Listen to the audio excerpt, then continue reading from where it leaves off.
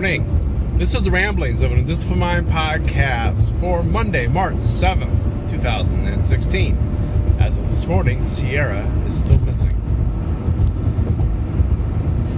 So what am I thinking about today? I'm thinking about cell phones a little bit. We've had Verizon for years.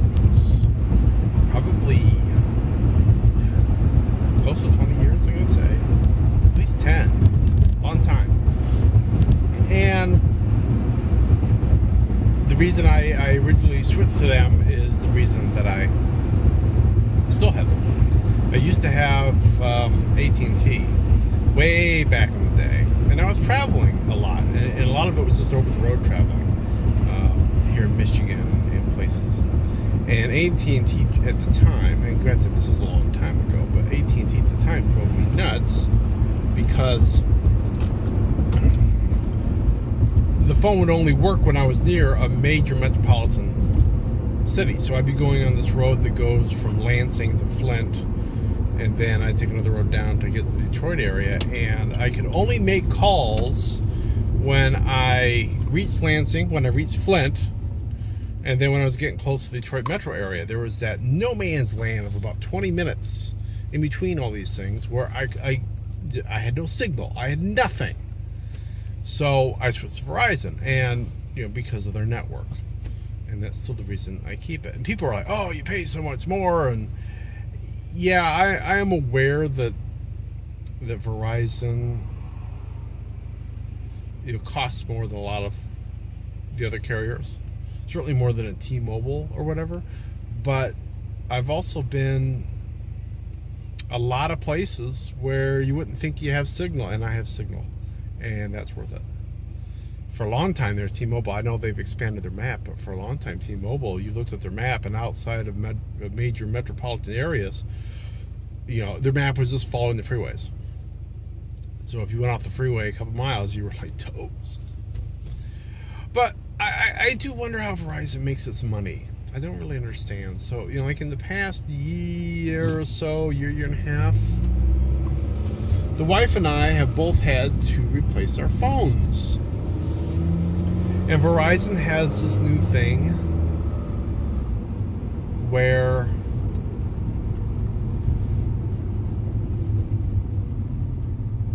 they call it Verizon Edge.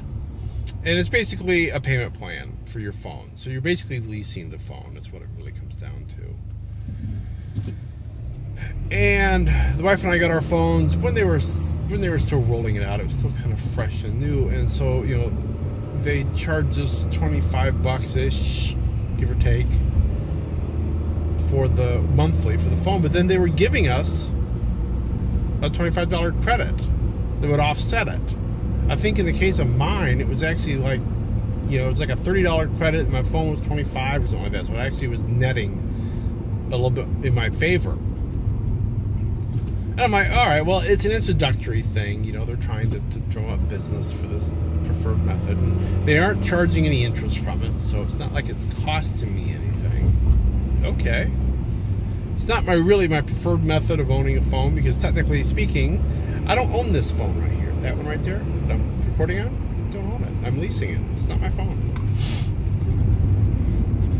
And I got to give it back when it's done. Not sure I'm totally like that, but oh well. I mean, most of the time I've always kind of kept an old phone just as an emergency backup, but I've never really needed to use it. So it's not that big a deal, really. Well, the daughter dropped her iPhone last week, I guess I should say. Not the first time, but I guess the last time. And the screen cracked. And so she's like, well, I think it's probably time to get a new phone. She's on our plan still, so she came over because only one of the account managers, which is me and my wife, could do it. So I get online. She's sitting there looking over my shoulder, and we pick out the phone that she wants, which is an iPhone 6S, I think. And we go through all the rigmarole, and it's going to cost her $27 a month. It's either cost you $27 a month, or a one-time fee of $9,900.